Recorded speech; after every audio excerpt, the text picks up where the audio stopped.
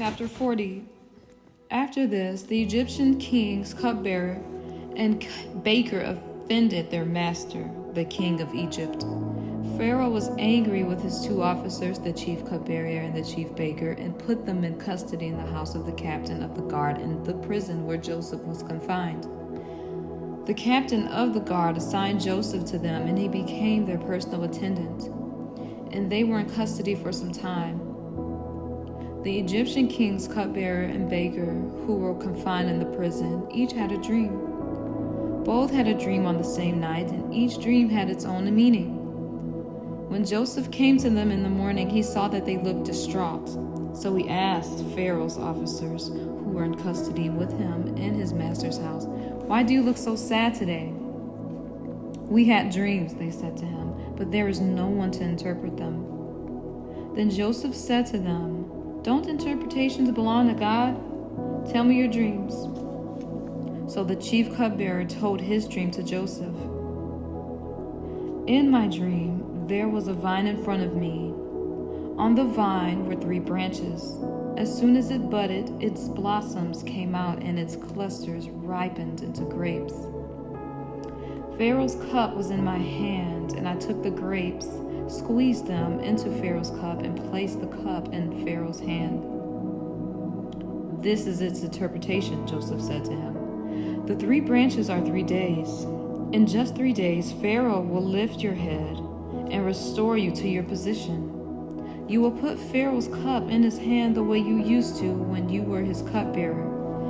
But when all goes well for you, remember that I was with you.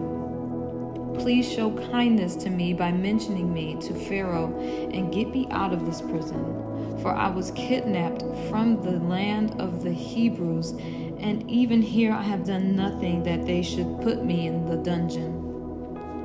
When the chief baker saw that the interpretation was positive, he said to Joseph, "I also had a dream. 3 baskets of white bread were on my head.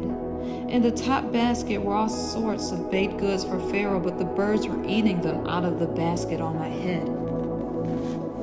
"This is its interpretation," Joseph replied. "The 3 baskets are 3 days. In just 3 days, Pharaoh will lift up your head from off you and hang you on a tree. Then the birds will eat the flesh from your body. On the 3rd day, which was Pharaoh's birthday, he gave a feast for all his servants. He lifted up the heads of the chief cupbearer and the chief baker. Pharaoh restored the chief cupbearer to his position as cupbearer, and he placed the cup in Pharaoh's hand. But Pharaoh hanged the chief baker, just as Joseph had explained to them. Yet the chief cupbearer did not remember Joseph. He forgot him." Chapter 41. 2 years later, Pharaoh had a dream. He was standing beside the Nile when 7 healthy-looking, well-fed cows came up from the Nile and began to graze among the reeds. After them, 7 other cows, sickly and thin, came up from the Nile and stood beside those cows along the bank of the Nile. The sickly, thin cows ate the healthy, well-fed cows. Then Pharaoh woke up. He fell asleep and dreamed a second time. 7 heads of grain, plump and ripe, came up on one stalk. After them, 7 heads of grain, thin and scorched by the east wind, sprouted up. The thin heads of grain swallowed up the 7 plump, ripe ones. Then Pharaoh woke up, and it was only a dream. When morning came, he was troubled. So he summoned all the magicians of Egypt and all its wise men. Pharaoh told them his dreams, but no one could interpret them for him. Then the chief cupbearer said to Pharaoh, "Today I remember my faults. Pharaoh had been angry with his servants, and he put me and the chief baker in the custody of the captain of the guard. He and I had dreams on the same night. Each dream had its own meaning. Now a young Hebrew, a slave of the captain of the guards, was with us there. We told him our dreams. He interpreted our dreams for us, and he had its own interpretation. It turned out just the way he interpreted them to us. I was restored to my position, and the other man was hanged. Then Pharaoh sent for Joseph, and they quickly brought him from the dungeon. He shaved, changed his clothes, and went to Pharaoh. Pharaoh said to Joseph, I have had a dream and no one can interpret it, but I have heard it said about you that you can hear a dream and interpret it. I am not able to, Joseph answered Pharaoh. It is God who will give Pharaoh a favorable answer. So Pharaoh said to Joseph, in my dream, I was standing on the bank of the Nile when 7 well-fed, healthy-looking cows came up from the Nile and began to graze among the reeds. After them, 7 other cows, ugly, very sickly and thin, came up. I've never seen such ugly ones as these in all the land of Egypt. Then the thin, ugly cows ate the first 7 well-fed cows. When they had devoured them, you could not tell that they had devoured them. Their appearance was as bad as it had been before. Then I woke up. In my dream, I had also seen 7 heads of grain, plump and ripe, coming up on one stalk. After them, 7 heads of grain, withered, thin, and scorched by the east wind, sprouted up. The thin heads of grain swallowed the 7 plump ones. I told this to the magicians, but no one could tell me what it means. Then Joseph said to Pharaoh, Pharaoh's dreams mean the same thing. God has revealed to Pharaoh what he is about to do. The 7 good cows are 7 years, and the 7 ripe heads are 7 years. The dreams mean the same thing. The 7 thin, ugly cows that came up after them are 7 years, and the 7 worthless, scorched heads of grain are 7 years of famine. It is just as I told Pharaoh. God has shown Pharaoh what he is about to do. 7 years of great abundance are coming throughout the land of Egypt. After them, 7 years of famine will take place, and all the abundance in the land of Egypt will be forgotten. The famine will devastate the land. The abundance in the land will not be remembered because the famine that follows it, for the famine will be very severe. Since the dream has given twice to Pharaoh, it means that the matter has been determined by God and he will carry it out soon. So now, let Pharaoh look for a discerning and wise man and set him over the land of Egypt. Let Pharaoh do this. Let him appoint overseers over the land and take 1/5 of the harvest of the land of Egypt during the 7 years of abundance.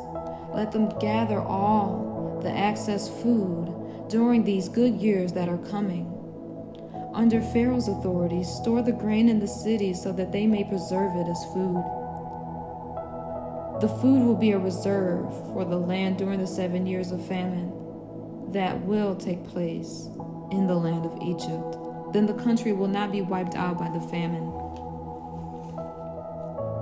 The proposal pleased Pharaoh and all his servants.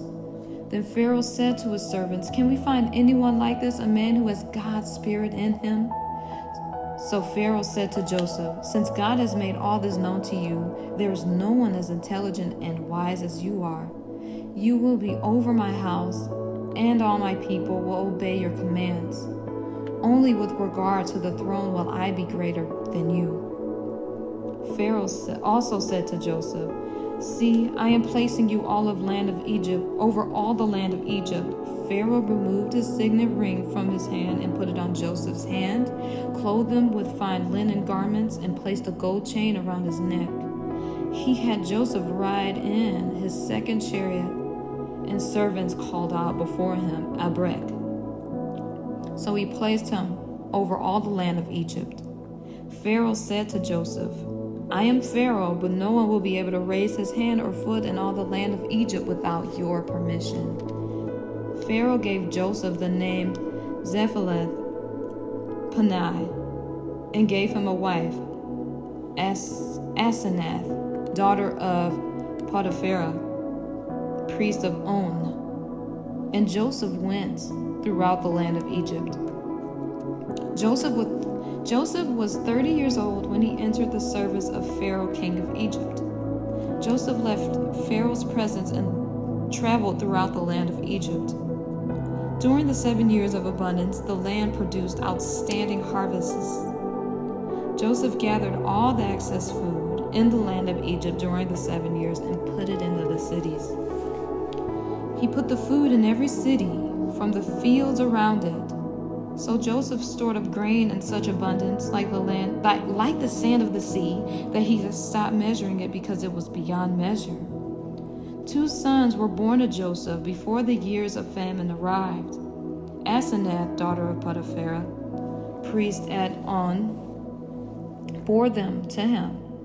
Joseph named the firstborn Manasseh, meaning God has made me forget all my hardship in my father's house. And the second son he named Ephraim, meaning God has made me fruitful in the land of my affliction. Then the 7 years of abundance in the land of Egypt came to an end, and the 7 years of famine began just as Joseph had said. There was famine in every country, but throughout the land of Egypt there was food. Extreme hunger came to all the land of Egypt, and the people cried out to Pharaoh for food. Pharaoh told all Egypt, "Go to Joseph and do whatever he tells you." Because the famine had spread across the whole country, Joseph opened all the storehouses and sold grain to the Egyptians, for the famine was severe in the land of Egypt. Every nation came to Joseph in Egypt to buy grain, for the famine was severe in every land.